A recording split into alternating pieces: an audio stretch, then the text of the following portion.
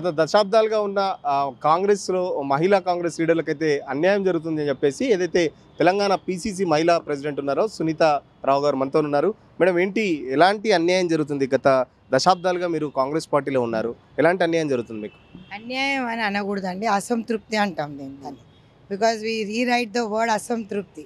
అసంతృప్తి అంటే మాకు కొంచెం లేటుగా పదవులు వస్తాయి, ముందే ఇవ్వమని చెప్తున్నాం. గవర్నమెంట్లో 10 ఏళ్ళ మేము గవర్నమెంట్ లేనప్పుడు చాలా పని చేసిన కార్యకర్తలు, జెండా మోసిన కార్యకర్తలు అందరూ ఉన్నారు. అదే వీళ్ళందరూ కూడా ఇంత పని చేసిన తర్వాత ఈరోజు వాళ్ళకి నిజంగా కూడా ఎక్కడ స్థానం కల్పించాలో అక్కడ లేదు. కాబట్టి అక్కడ కొంచెం అసంతృప్తి అనిపించి అక్కడ కూర్చొని చర్చించుకుంటుంటే ఇంత పెద్ద చర్చ అయింది, రచ్చ అయింది. మరి ఈరోజు ఏదో నోటీస్ ఇస్తారని అంటే మా చెల్లెళ్ళు అందరూ వచ్చిండ్రు. మరి మనం కూర్చొని మాట్లాడితే మా వల్లనే మిమ్మల్ని కూర్చోబెట్టాం. ఎందుకంటే గతంలో కూడా పీసీసీ అధ్యక్షులు నాకే చెప్పేవాళ్ళు, ధర్నా చేయాలన్నా సీఎం గారు కూడా ఏదైనా ఉంటే నాకే చెప్పేవాళ్ళు. కాబట్టి వాళ్ళు ఏమంటారంటే నువ్వు మాట్లాడాలక్క, మేము కాదు అంటారు. ఇప్పుడు మేమందరం కూడా మెంబర్షిప్ డ్రైవ్ చేసుకుని 1,00,000 మందిని అనుసంధానం చేసుకున్నాం. సో 1,00,000 మందిని అనుసంధానం చేసుకున్న ఒక లీడరు చిన్న క్యాడర్గా ఉండదు కదా. క్యాడర్ గురించి ఆలోచించాల్సిన లీడర్కి పదవి ఉంది, మరి క్యాడర్కి లేకపోతే అడగాలన్నా వద్దా? అడుగుతున్నాం. 9వ మొన్న మేము మహేష్ అన్నకి మేము అది లెటర్ ఇచ్చింది.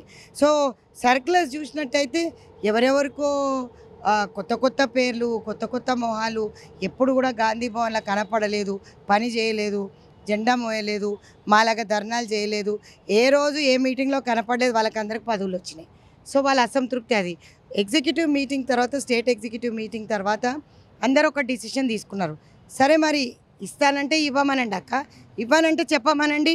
టైం వేస్ట్ చేసుకొని ఈ 10 ఏళ్ళు పార్టీకి మనం పని చేసినా కూడా ఈరోజు ఒక గుర్తింపు అనేది మనకి ఇవ్వకపోతే ఒక కార్యకర్తగా మిగిలిపోదాం. కార్యకర్తలకు విలువ ఉందా లేదా అనేది వాళ్ళ మాట.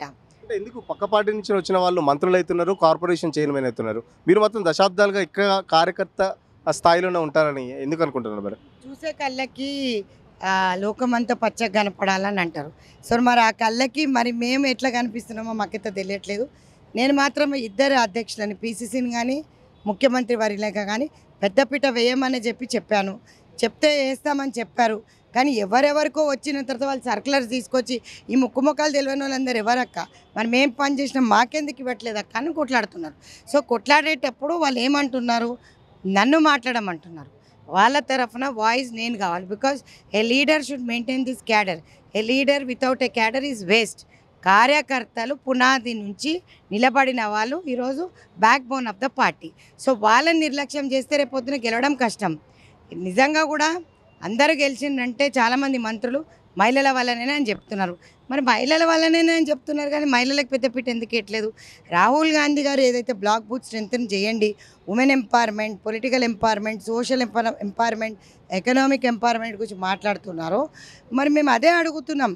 ఈరోజు అంత పెద్ద పీట వేయాలి, 33% ఇవ్వాలి, మహిళలందరినీ కూడా ముందంజలో ఉంచాలని 6 గ్యారెంటీలు తెచ్చారు, సెల్ఫ్ హెల్ప్ గ్రూప్స్, ప్రజలకు అందరికీ మంచిగా అవుతుంది. మరి ఈరోజు మాకే ఎందుకు పార్టీలో ఉన్న వాళ్ళకి పదవులు రావట్లేదు అనేది కనుక్కుందామని వచ్చాం. ఎందుకు మీరు గతంలో కూడా చాలాసార్లు చేశారు, మీరు ఎమ్మెల్యే టికెట్ తెచ్చుకోవడానికి కూడా చాలా కష్టపడ్డారు, ఎందుకు మీకే ఎందుకు జరుగుతుంది? ఒక బీసీ మహిళ అని చెప్పేసి మేము లైట్ తీసుకుంటుందా పార్టీ అధిష్టానంగానే? బీసీ మహిళ కాదండి, ఓబీసీ కులగణన చేసిండ్రు. మరి ఒక రెడ్డి నాయకుడు రేవంత్ రెడ్డి గారు ఈరోజు అది చూసి మళ్ళీ మోదీ గారు కూడా క్యాబినెట్లో ఈరోజు రిలీజ్ చేస్తున్నారు, అంటే అడిషన్ తీసుకున్నారు. వి విల్ మూవ్ ఫర్ కులగణన అని చెప్పేసి. అదొక మంచి ఇది. ఇప్పుడు మాట్లాడింది ఏంటంటే కులగణన చేసినది తెలంగాణలో టాప్ రేవంత్ రెడ్డి గారు అన్నప్పుడు మరి బీసీలకు పెద్దపీట వేయాలి. ఒక బీసీ ఈరోజు పీసీసీ అధ్యక్షుడు, ఎమ్మెల్సీ పార్టీలో ఉంటే ఈరోజు గవర్నమెంట్లో ఉండదు, గవర్నమెంట్లో పార్టీలు పెట్టదని షరతులు పెడుతున్నారు. సరే అదన్నా ఒప్పుకున్న 30 మంది లిస్ట్ ఇచ్చాం. 30 మందికి ఎప్పుడు వస్తుంది అనేది అది ఒక క్వశ్చన్ మార్క్గా మిగిలిపోయింది. సంవత్సరంన్నర రాలేదు. రాబోయే సంవత్సరంలో వస్తుందా లేకపోతే ఇప్పుడు వస్తాయా? ఇప్పుడు కేటాయించే పదవులలో మా పేర్లు లేవు కాబట్టి మేము అసంతృప్తి తెలియజేయడం జరిగింది. మహేష్ కుమార్ గౌడ్ గారిని అడగడం కూడా జరిగింది. వాళ్ళు ఉన్నారా లేదా అనేది నాకు సెకండరీ. వారే చెప్పినారు, వాళ్ళ మరదలకి ఇచ్చారని చెప్పి వాళ్ళే చెప్పినారు.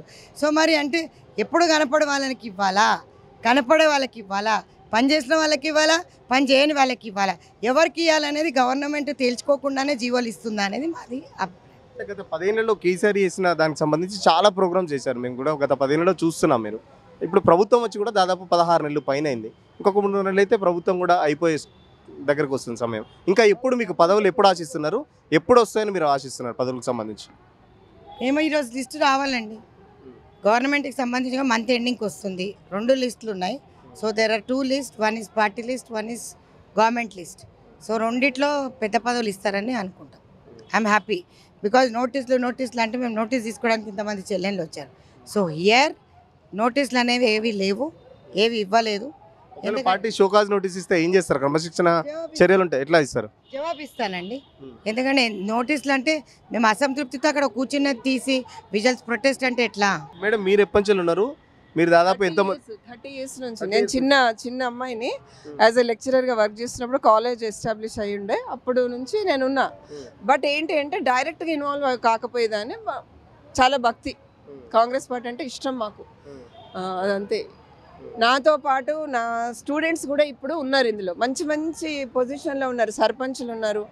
వాళ్ళు కూడా కొంచెం టైం పట్టేటట్టుందేమో అని ఆలోచిస్తున్నారు, అంతే. మేము పార్టీకి ఎగెనెస్ట్ అయితే కాము. ఎంతోమంది వస్తుంటారు, ఎంతోమంది పోతుంటారు, కానీ కాంగ్రెస్ పార్టీని అయితే వీడేది లేదు. జరుగుతూ ఉంటాయి. మరి బయట నుంచి వచ్చిన వాళ్ళకి పదవులు ఇచ్చి గత కొన్ని ఏళ్ళుగా పట్టుకొని పార్టీ నమ్ముకున్న వాళ్ళకి పదవులు ఇవ్వడం ఎట్లా వస్తున్నారు మరి? అయితే కొన్ని విషయాల్లో మనము వెసులుబాటు అనేది ఉంటుంది. ఇప్పుడు బయట నుంచి వచ్చిన కొంతమంది చాలా యాక్టివ్గా చేయొచ్చు, వాళ్ళకి సరౌండింగ్ కొంచెం ఎక్కువగా ఉండొచ్చు. కానీ ముందు నుంచి చేసేవాళ్ళు ఎనీవే వాళ్ళు ఆశపడతారు, ఆశిస్తారు, అది అందులో అన్యాయం ఏం లేదు. కానీ పార్టీని దూషించడం అంత సరి అయింది కాదని అంట. ఇది ఇంటి విషయం, ఇంట్లో మేము మాట్లాడుకోవాలి, పెద్దలను మాట్లాడుకోవాలి. ఈరోజు కాకపోతే ఇంకా నెక్స్ట్ ఏదో కొంచెం టైం తీసుకొని మాట్లాడుకుని దానిలో చూడాలి. వెసులుబాటు అనేది ఉంటుంది, అది కామన్. వాళ్ళ ప్రశ్న ఏంటంటే చాలా రోజుల నుంచి అడుగుతున్నా, మాకు సంబంధించిన న్యాయం జరుగుతలేదు కాబట్టి కదా మేము బయటకు వచ్చినామని చేసి చెప్తున్నారు. చాలా రోజుల నుంచి అడుగుతున్నానంటే ఇప్పుడు నేను ఒక విషయం అయితే చెప్పదలుచుకున్నాను. సునీత మేడంకి అయితే కంటెస్టెడ్ ఎమ్మెల్యేకి ఇచ్చారు కదా టికెట్. ఇప్పుడు ఇచ్చినప్పుడు మరి దాని పర్యవసానము చూసాము, అంటే రిజల్ట్ రాలేదు. మరి ఇంకా దాన్ని అంత పెద్ద పొజిషన్ కనుక మరి దాన్ని మనము ప్రస్తావించడం అంత సరైనది కాదేమో అని నేను అనుకుంటున్నాను. మళ్ళీ ఇన్నేళ్ల నుంచి ఉన్నా కనుక నాకు నామినేటెడ్ పోస్ట్ కావాలని తను కోరుతుంది, నాకు లేకపోయినా వేరే వాళ్ళకి కావాలని అంటున్నారు కదా, మరి సాక్రిఫైస్ చేస్తున్నారు కదా, దాన్ని రచ్చకెందుకు ఈడుస్తున్నారు? మరి మీడియా మిమ్మల్ని కూడా అడుగుతున్నాను, రచ్చకి ఈడ్చకండి, ఇది ఇంటి విషయం. ఇంట్లో జరగలేదు కదా, బయటకు వచ్చినందుకే మీడియా ప్రశ్నిస్తుంది కదా. ఎక్కడ వచ్చారండి? లోపల మాట్లాడుకున్నారంట, నేను లేను నిన్న. లోపల తను కూడా ఇట్లనే చేశారు, తను ఒక ధర్నాలాగా చేశారు ఇక్కడ. మరి అది ఆ రోజు నేను లేను, మరి ఏమో తెలియదు. ఏదున్నా మాట్లాడుకుంటాము, పెద్దల మీద నమ్మకం ఉంది.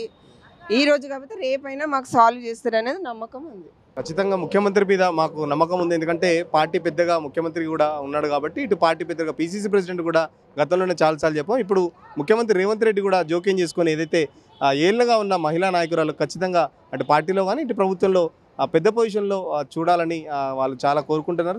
దానికి సంబంధించి అటు పీసీసీ ప్రెసిడెంట్ కానీ ఇటు ముఖ్యమంత్రి కానీ త్వరగా చర్యలు తీసుకొని అటు ప్రభుత్వంలోనూ ఇటు పార్టీలోనూ కూడా పదవులు ఇస్తే మాకు చాలా సంతోషంగా ఉంటుంది. ఎందుకంటే గత 10 ఏళ్లలో కేసీఆర్ మీద చాలా వరకు కొట్లాడి, ప్రభుత్వ విధానాల మీద కొట్లాడి కేసులు కూడా మా మీద చాలా వరకు అయినాయి. బట్ ప్రభుత్వం వచ్చి 16 నెలలు అయితే ఇప్పటి వరకు పదవుల గురించి ఎటువంటి ప్రకటన లేదు. సో ఇప్పటికైనా ఇంకా భవిష్యత్తులో వచ్చే ప్రకటనకు సంబంధించి ఏదైనా పదవులకు సంబంధించి మా మీద కొంచెం దయతల్చాలని మహిళా నాయకురాలు డిమాండ్ చేస్తున్నారు. ఒకవేళ షోకాజ్ నోటీస్ ఇచ్చినా కూడా దానికి తగ్గట్టు స్పందిస్తా అని చెప్పేసి సునీతారావు చెప్తున్న పరిస్థితి. జర్నలిస్ట్ కిరణ్తో సురేష్, పల్లవి టీవీ, గాంధీభవన్ నుండి.